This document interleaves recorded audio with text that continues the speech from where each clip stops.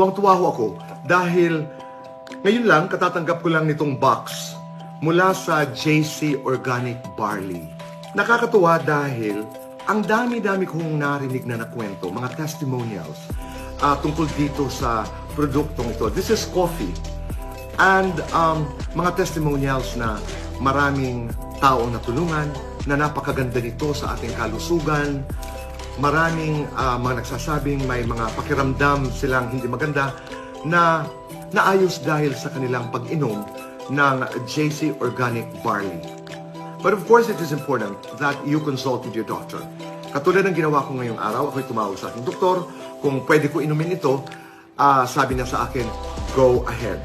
Kaya mula ngayon, before I sleep, I'm going to drink coffee. I'm going to drink JC Organic Barley. At maraming salamat sa aking kaibigang John and Kyle dahil ako'y hindi nyo nalilimutan.